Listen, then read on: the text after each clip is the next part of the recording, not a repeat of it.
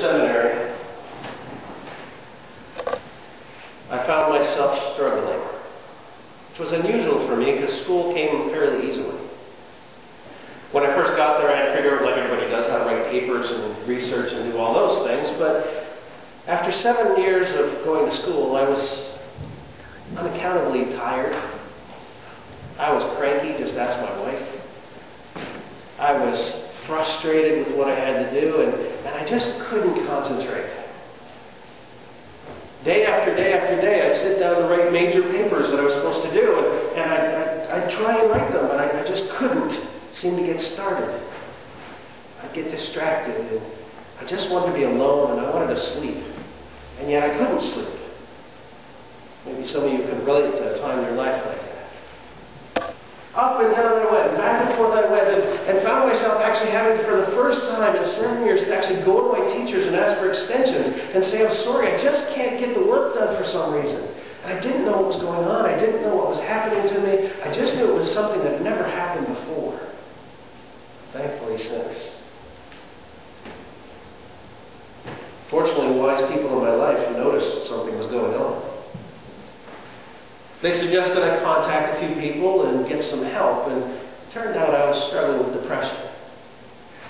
I didn't even know what that word meant until that day. I mean, after all, I was doing well. I was in the last year of school. I made it to the dean's list every year. I had every reason to celebrate, didn't I? I mean, it was the end of the journey. I was about to graduate finally, be done at school then. I had every reason to celebrate. It's kind of a familiar story if you think about the story of Elijah. Passage I just read to you this morning. What does Elijah just come from? Well, he's just had the greatest victory of his life. He's faced down 400 prophets. He's seen God move in a powerful way and prove his existence not only to him, but to his entire people. Elijah's seen some amazing things in recent days, but suddenly he finds himself running for his life and trapped in the grip of depression. Trapped in the blackness of despair. Months ago, as I was preparing what I was going to preach for the current Sunday, because I like to plan ahead, I find myself asking the question, why is it so many people are struggling with this issue today? So I did a little research, and the reality check is that 10% of all Canadians every year will struggle with depression. 10% every year will struggle with depression. And yet, we don't seem to notice or understand how to help or deal with the problem if we are struggling with it. Statistically, everyone in their lifetime will at some point be afflicted with depression. Will be afflicted with this issue where you simply cannot function as you normally function. And yet we as churches rarely, if ever, talk about the problem or how to help. And the irony is that even though almost everybody will, at some point in their life, struggle with depression, and almost everybody will be touched by depression, even if they don't themselves have it, somebody in their family will struggle with a long-term depression, 54% of people still believe that depression is a sign of personal weakness.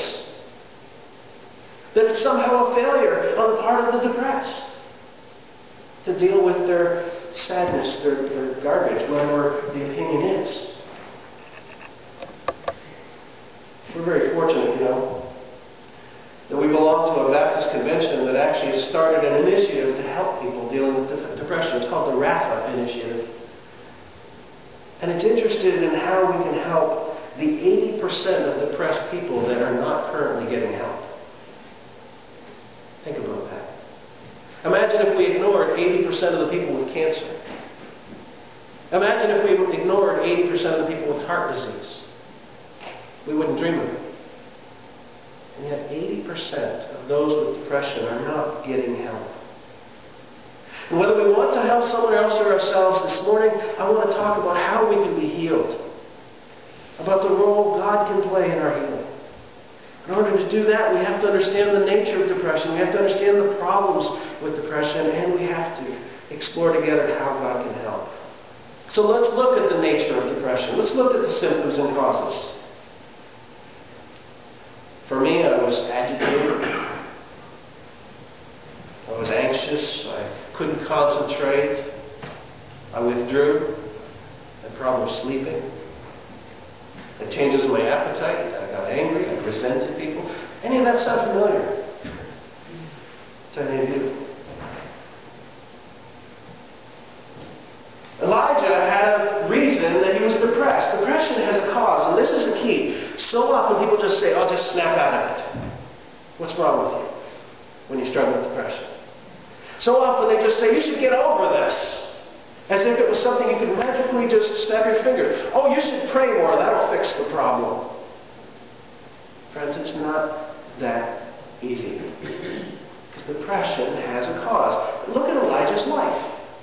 Does he have reason for depression right now? Well, he just got a message from the queen who said, if you look at it, verse 2, may the gods do to me immoral, so if I do not make your life as the life of one of them by this time tomorrow. In other words, if I don't kill you by this time tomorrow,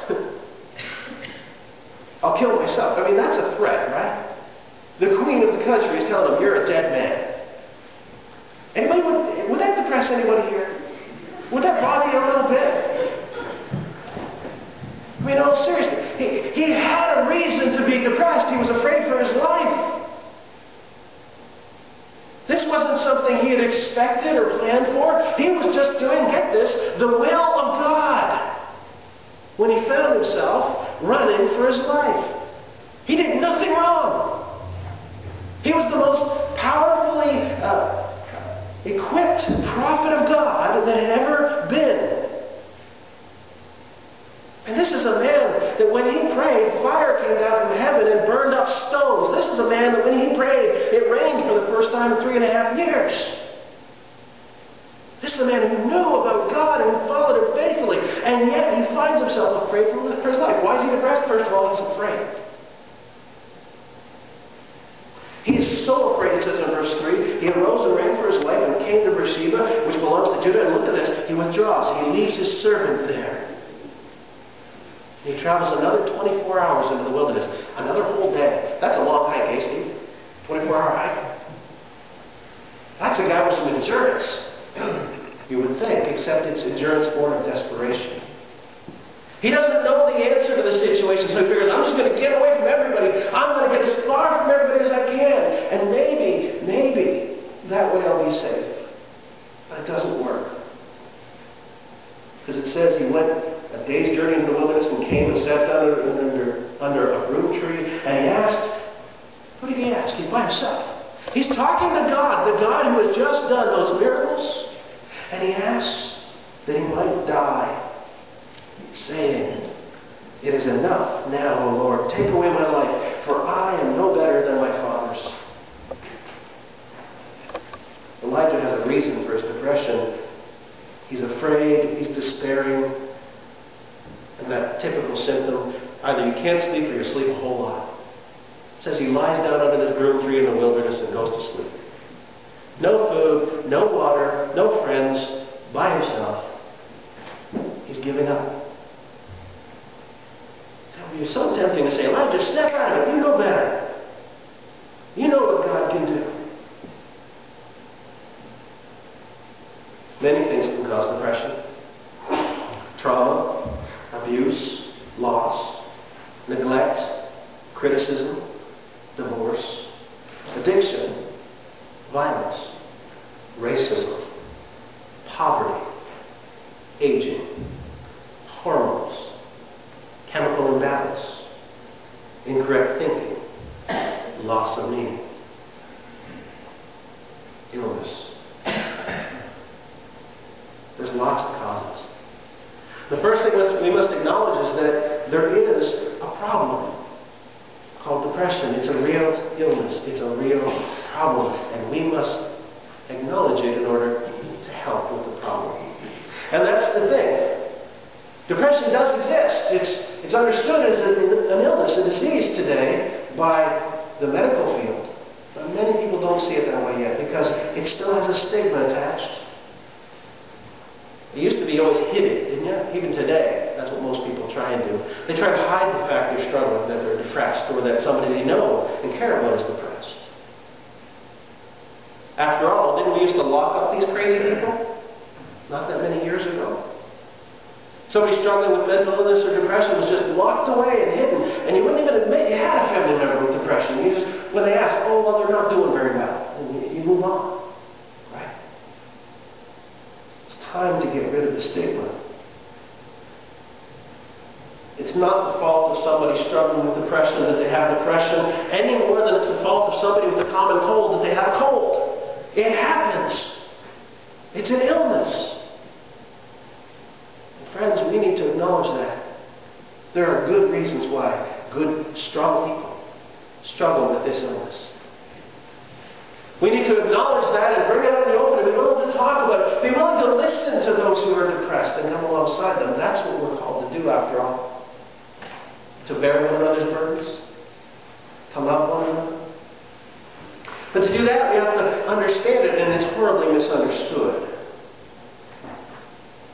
As I was reading through the research on depression, I found out that most of the current treatments for depression are inadequate. They don't work very well, in other words. Most of the current methodologies just don't fix the problem. Why? Because no one answer is the answer for everyone. Now, if somebody's facing cancer, I mean, we all know about cancer here because we're people right here in this group that are facing it, fighting it right now. And we know that there's options. There's surgery, there's radiation, there's chemotherapy, right? And we know that underneath those categories that there's multiple ways that they can do those things. From radical to mild, don't we? In the same way, to help someone with depression, we need more than one course of treatment. Now, this is really important. I don't know if there's anybody right here in this group that's struggling with depression right now, but if 10% every year are, the likelihood is high. And really important, I've got to say this up front, we're going to talk about how to help.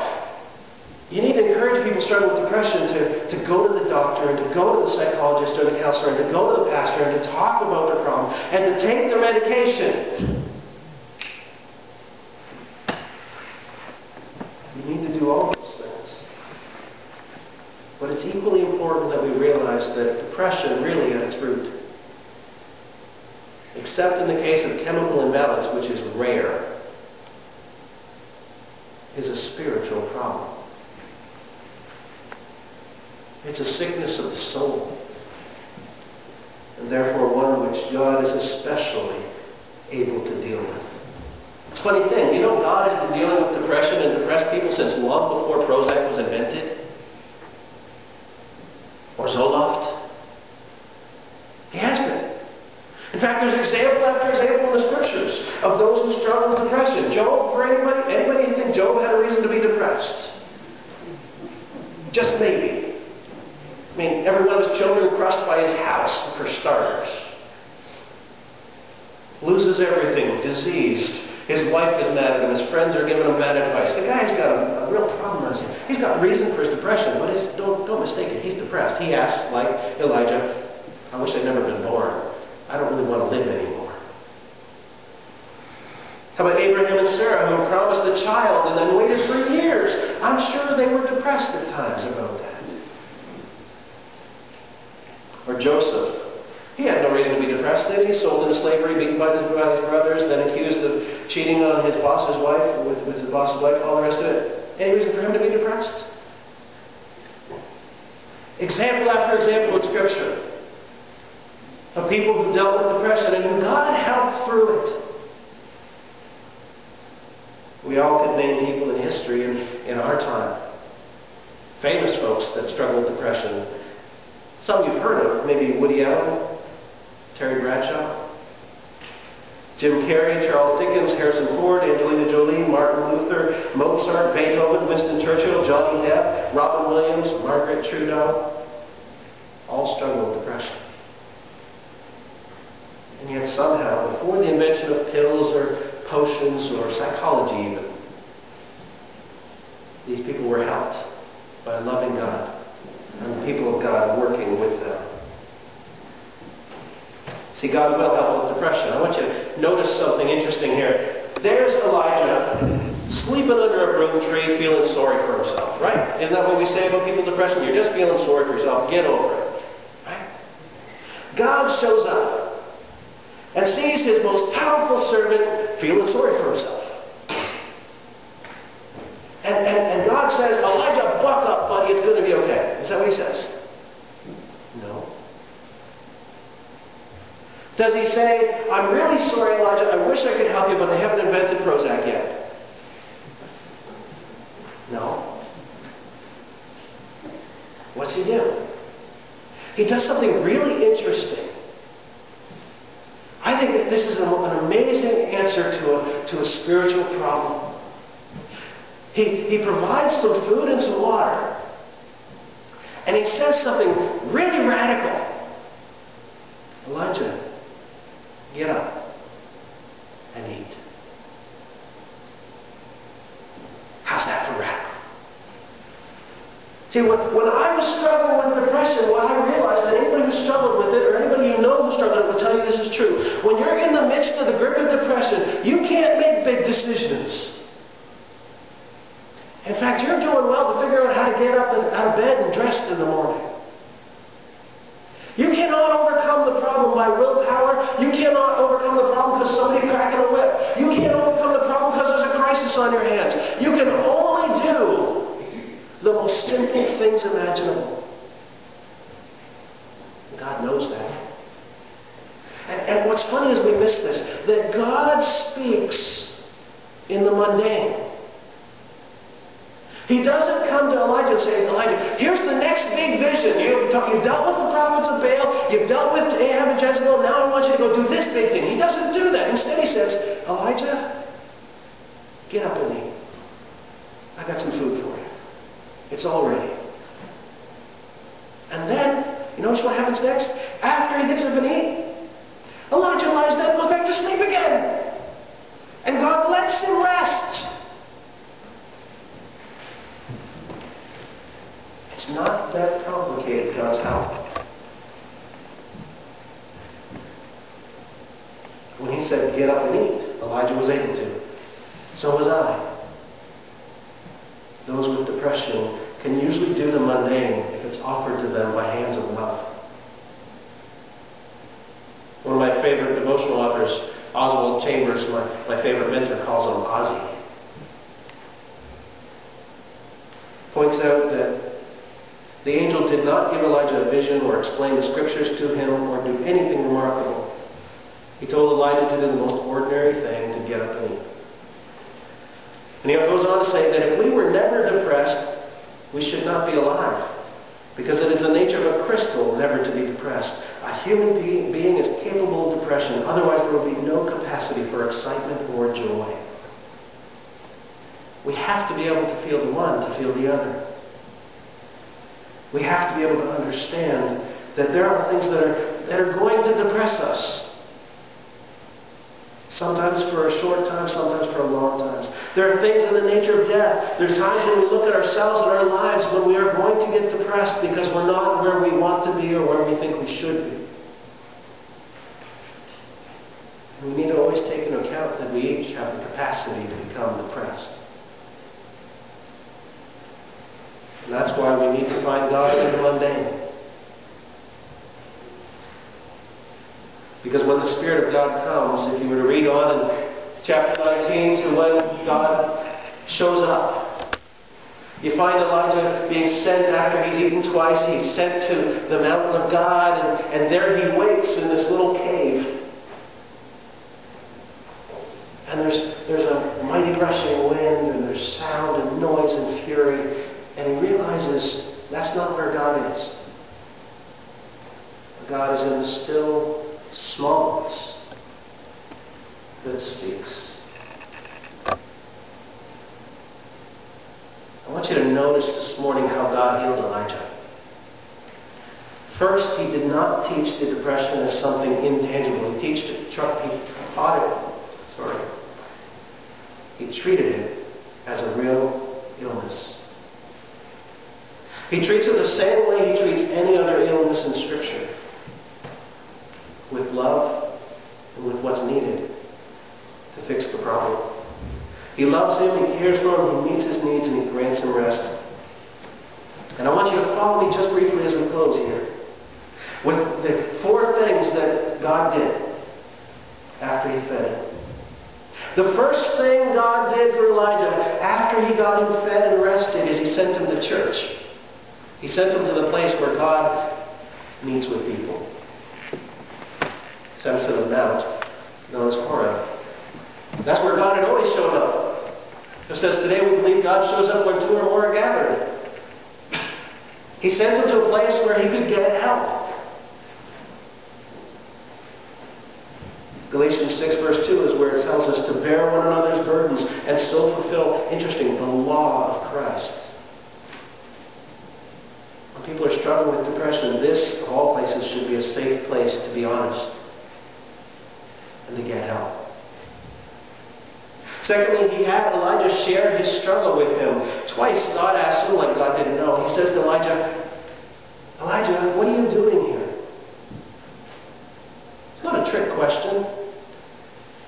God understands that each of us, when we're in that place, needs somebody to talk to, needs somebody to say what we're feeling, whether it's right or wrong, needs somebody that will listen even when we're angry with God.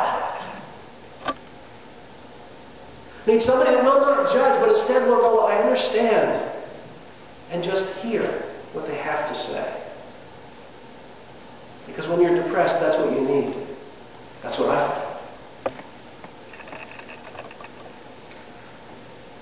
He sent him to church, he had Elijah share his struggle, and then he dealt with some of the false beliefs and ideas that were the fuel for Elijah's depression. Elijah was convinced he was all alone, that there was no one else like him. Isn't it interesting? That when you look at verse 14, you see Elijah saying, I've been very jealous for the Lord, the God of hosts, for the people of Israel have forsaken your covenant, thrown down your altars, and killed your prophets. And I, even only I, am left, and they seek my life to take it away. And yet, verse 18, God tells Elijah, I've still got 7,000 more. You're not alone. You're not even unique. When you're struggling with depression, you feel like you're all alone. You feel like nobody else has this, but as I said, 10% of all Canadians every year, 10% of all Canadians will struggle with depression. Everyone will struggle with it at some point in their life, either for a short time or for a longer period. You're not alone. And knowing that helps to work through the problem. He sent him to church, he had Elijah share his struggle, he corrected the false beliefs, and lastly, he gave Elijah something to do. You don't start with that. Some people say, I'll just work through it. You know, get back to work and it'll be okay. No, that's the last thing you do. You've got to give people rest first. But you also have to remind them that God is still in control. They're not alone. And God still has something for each of us to do.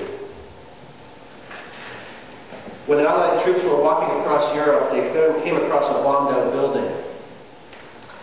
And it had an inscription scrawled on the basement wall. Somebody had just written it there. It said, I believe in the sun even when it's not shining. I believe in love even when it is not shown. And I believe in God even when He does not speak. My friends, God got Elijah in the church. He got him to share his problem. He corrected some of his false thinking and beliefs, and lastly, He gave him something to do. When God finished His counseling sessions with Elijah still wanted to keep complaining. And folks, when you struggle with depression, that's a tendency. I've been there. That's when you need to realize there's still something for you to accomplish. That's when God said, get back to work. I still need you. I still love you. It's interesting, psychologists figured this out as well. The Dr. Carl Menninger was once asked, what would you advise a person to do if that person felt a nervous breakdown coming on? And most people thought he would say, go see a psychiatrist immediately. But he didn't. Much to everyone's astonishment, Dr. Menninger replied, lock up your house, go across the railroad tracks, find somebody in need and help that person. To overcome discouragement, don't focus on yourself. Get involved in the lives of other people. The advice of a doctor of psychology. They discovered what God taught us long ago through Elijah. That yes, there's a time for rest, for refueling. There's a time to be heard and to share. There's a time to correct misconceptions. There's a time to get back to doing and understanding God created you for a purpose. I had family, teachers, counselors. They came alongside me and pointed me in the right direction. I want to tell you, psychologists and psychiatrists and medicine, they can do wonderful things. But for real healing, you need to call on God. He understands the nature of depression. He knows the problems with it. And He's the best help for it. I promise you. As we close today this morning, if you're interested in helping someone else, or maybe you're looking for help, out on the table outside the door, there's 8 or 10 suggestions on things you can do to help those struggling with depression. I invite you to take a copy home and read it over. But more than that, I invite you just to learn from the story of Elijah. God is the answer for everything.